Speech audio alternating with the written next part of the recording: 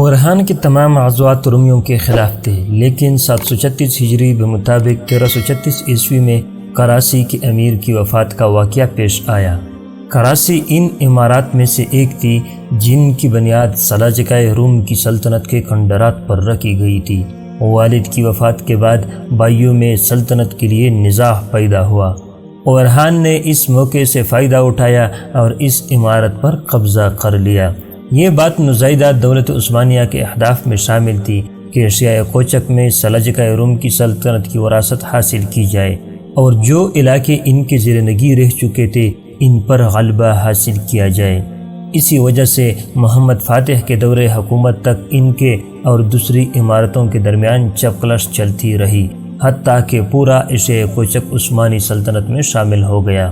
استحکام سلطنت کے لیے اورحان نے اصلاحی اور عمرانی امور کی طرف توجہ مبذول کی، نظام سلطنت کو نئے خطوط پر استوار کیا، فوجی طاقت کو بڑھایا، مساجد تعمیر کیے، علمی ادارے قائم کیے اور ان پر بہترین علماء اور اساتذہ کو نگران مقرر کیا۔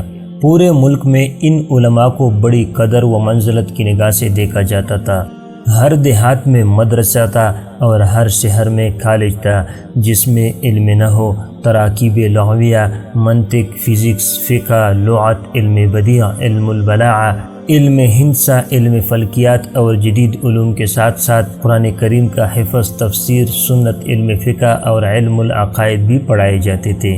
کراسی کی عمارت پر غلبہ پانے کے بعد 20 سال تک اورحان نے کسی علاقے پر چڑھائی نہیں کی۔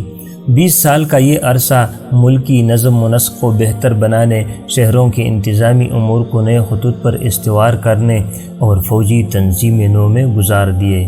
اس عرصے میں اورحان نے ملک کے کونے کونے میں امن عامہ کی صورتحال کو بہتر بنایا، مسجد تعمیر کی اور ان کی ضروریات کے لیے محکمہ اوقاف تشکیل دیا اور ایسے وسیع پبلک ادارے بنائے جو اورحان کی عظمت شان، تقوی اور دنائی کا پتہ دیتے تھے۔ انہوں نے اپنی سلطنت کی توسیع کے لیے جنگ پر جنگ کرنے کی پالیسی اختیار نہیں کی، بلکہ اپنے زیرنگی علاقوں میں حکومتی استحکام کے حریص رہے اور ہر وہ علاقہ جو فتح کیا اس پر شہری، عسکری، تربیتی اور ثقافتی چاپ لگانے کی کوشش کی۔ اسی وجہ سے ہر نئی زمین ان کی سلطنت کا اٹوٹ انگ بن گئی اور باہمی اتحاد و یگانگت کی وجہ سے ایشیائے کوچک میں سلطنت عثمانیہ کے علاقے ایک مثال بن گئے۔ یہ چیز اورحان کی فراست، سلطنت کی تعمیر و ترقی میں تدریج کی پالیسی کو مکمل طور پر اپنانے، تہذیب کے قیام اور معاشروں کے احیاء کی بہت بڑی دلیل ہے۔ اورحان داخلی امن و استحکام سے فارغ ہوا ہی تھا کہ دولت بازنطینیہ کے اندر حکومت کے بارے جھگڑا پیدا ہو گیا اور شہنشاہ قسطنطنیہ نے اپنے مخالف کے مقابلے میں اورحان سے مدد طلب کی۔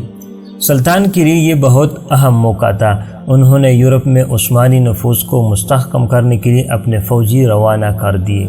1358 عیسوی میں تراکیہ کے شہر میں زلزلہ آیا اور اس زلزلے نے غالی بولی کی دیواریں ہلا کر رکھ دیے، جس کی وجہ سے یہاں کی آبادی علاقہ چھوڑنے پر مجبور ہو گئی۔ عثمانیوں کے لیے اب شہر میں داخلہ ہونا بالکل آسان ہو گیا تھا۔ بازنطینی شہنشاہ نے بہت احتجاج کیا لیکن بے سود۔ اورحان نے جواب دیا، عنایت ربانی نے شہر کے دروازے اس کی فوج پر وا کر دیے اور کچھ ہی عرصہ میں غالی بولی کا شہر یورپ میں عثمانیوں کا ہر اول دستہ بن گیا۔ وہ اولین حملے جو جزیرہ نمائے بلقان کی فتح پر منتج ہوئے اسی شہر سے کیے گئے تھے۔ جب ہینا پنجم بالیولو جس بازنطینیہ کا واحد حکمران بنا تو اس نے یورپ میں سلطان کی تمام فتوحات کو تسلیم کر لیا، اس شرط پر کہ سلطان قسطنطنیہ تک رسد اور خوراک پہنچانے کو آسان بنائے گا۔ اورحان نے بہت سے مسلمان قبیلوں کو اس غرض سے ان علاقوں میں بھیجا کہ وہ اسلام کی تبلیغ کریں اور یورپ سے عثمانیوں کے انخلا کو نصرانیوں کے لیے ناممکن بنا دے۔